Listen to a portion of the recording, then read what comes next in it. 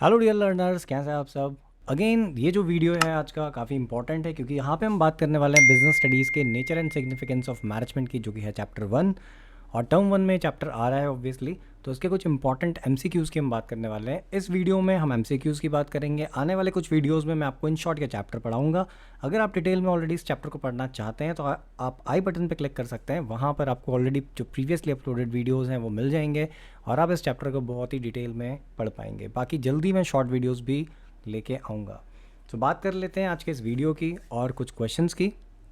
आगे बढ़ने से पहले मैं कहना चाहूँगा, अगर आप चैनल पे नए हैं तो चैनल को सब्सक्राइब करना ना भूलें और वीडियो को लाइक भी करें और शेयर भी करें अपने फ्रेंड्स के साथ, क्योंकि शेयर करने से नॉलेज बढ़ती है।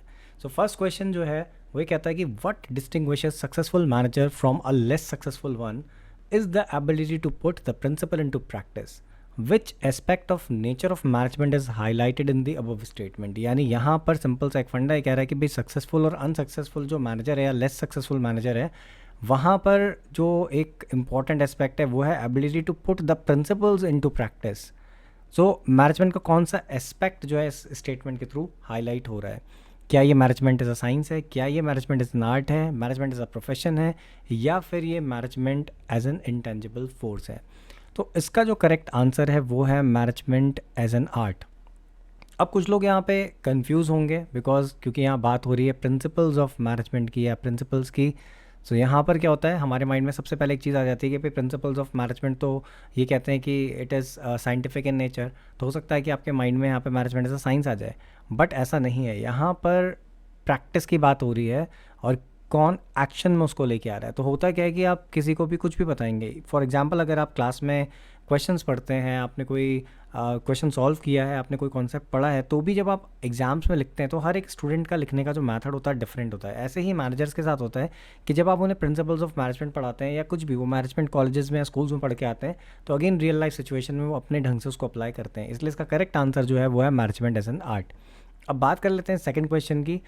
विच level of management is responsible for the welfare and survival of the organisation. किसी भी ऑर्गेनाइजेशन के वेलफेयर एंड सर्वाइवल की जिम्मेदारी किसकी होती है? तो इसका जो करेक्ट आंसर होगा इसमें से वो होगा top level of management, because top level he responsible होता है फर्म की ओवरऑल ग्रोथ सर्वाइवल के लिए।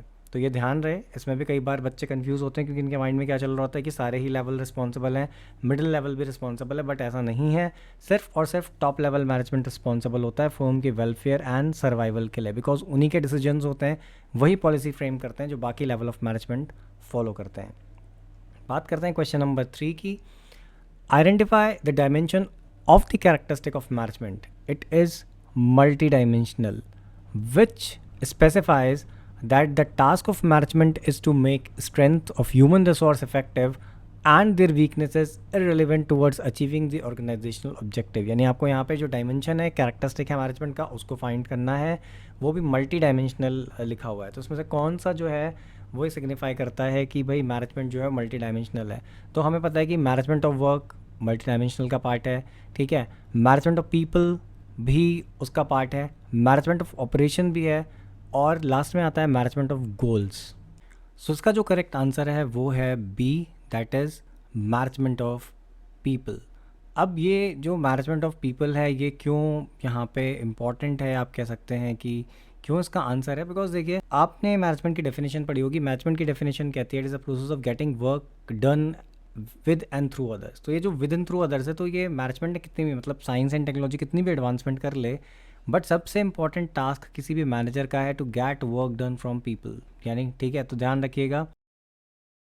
और ये आपको कहीं ना कहीं रीज़न असर्शन में भी देखने को मिल सकता है कि अगर ऐसा कुछ लिखा होगा और रीज़न ये दिया होगा कि to get work done from people is still a typical task, तो ऑब्वियसली वो स्टेटमेंट सही होगी। Then next, that is fourth.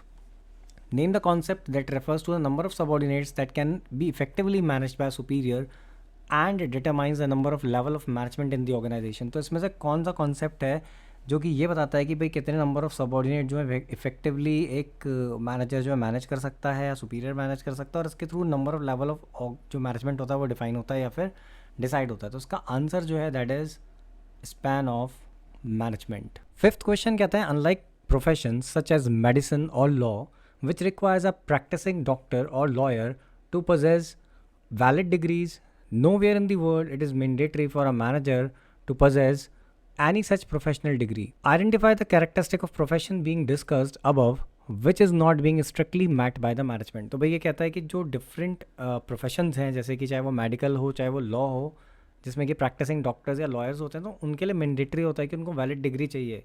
लेकिन पूरे वर्ल्ड में कहीं पर भी मैनेजर्स के लिए ऐसा कुछ भी मैंडेटरी नहीं है कि उनके पास ऐसा सच कोई प्रोफेशनल डिग्री होनी चाहिए। तो कौन सा जो कैरेक्टरिस्टिक है प्रोफेशन का वो यहाँ पर स्ट्रिक्टली फॉलो नहीं होता मैनेजमेंट के केस में, ठीक है। सो यहाँ पे जो ये है पहली चीज़ well defined body of knowledge, तो ऑब्वियसली वो well defined body of knowledge तो है ही। रिस्ट्रिक्टेड एंट्री अगर आपने पढ़ा है प्रोफेशन के कैरेक्टरिस्टिक में एज अ मैनेजमेंट, तो वहाँ पे ये था कि भाई जो आपके प्रोफेशंस होते हैं उनमें एंट्री जो होती है रिस्ट्रिक्टेड होती है through some sort of examination and all. लेकिन मैनेजमेंट के केस में ऐसा नहीं होता, इसलिए इसका जो करेक्ट आंसर होगा वो होगा B, that is restricted entry. Next question है top level management consist of CEO, board of directors, departmental heads, both A and B। तो यहाँ पे जो उसका आंसर है वो है बोथ A एंड B, यानी कि डी ऑप्शन जो है करेक्ट है, क्योंकि CEO और बोर्ड ऑफ डायरेक्टर्स दोनों ही टॉप लेवल मैनेजमेंट में आते हैं और डिपार्टमेंटल हेड्स जो होते हैं वो मिडिल लेवल मैनेजमेंट का पार्ट होते हैं। नेक्स्ट क्वेश्चन की अगर हम बात करें that is question number 7। So question number 7 में यहाँ पर ये कहता है which of the following is not an organisational objective. तो ऑर्गेनाइजेशनल ऑब्जेक्टिव इनमें से कौन सा नहीं है।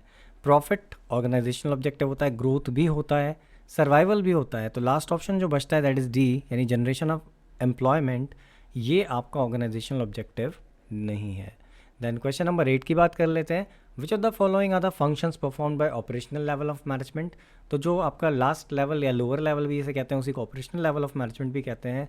सो इनमें से कौन सा फंक्शन है जो ऑपरेशनल लेवल ऑफ मैनेजमेंट करता है। Looking for safety of workers, representing problems of worker before middle level, ठीक है मिड लेवल मैंने लिखा but it is middle level, to ensure quality and standards are being followed. So इनमें से कौन सा आंसर करेक्ट होगा, वो होगा ऑल ऑफ दीज।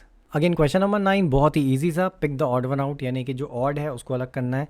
तो इसमें management of work, management of people and management of operation, ये तीनों के तीनों जो हैं management as a multi dimension जो है उसका पार्ट है, जबकि ये सर्वाइवल जो है this is a part of organisational objective. So इसमें जो करेक्ट आंसर होगा ऑड वन आउट वो है सर्वाइवल। क्वेश्चन नंबर 10 की बात करते हैं management is considered as a profession because. अब मैनेजमेंट जो है वो कंसिडर क्यों किया जाता है as a profession. It is bound by the code of conduct. It is well-defined body of knowledge. Entry into management is restricted.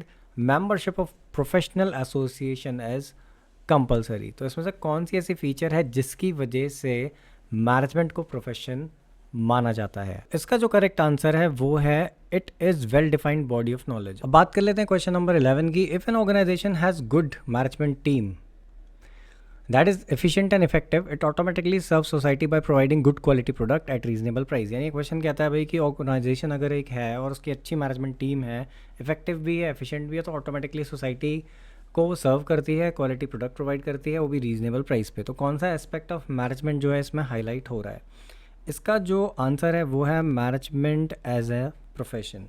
अब आप सोच रहे होंगे कि आखिर इस क्वेश्चन का या इस स्टेटमेंट का ऐसा कोई मीनिंग तो स्पेसिफिकली बन नहीं रहा।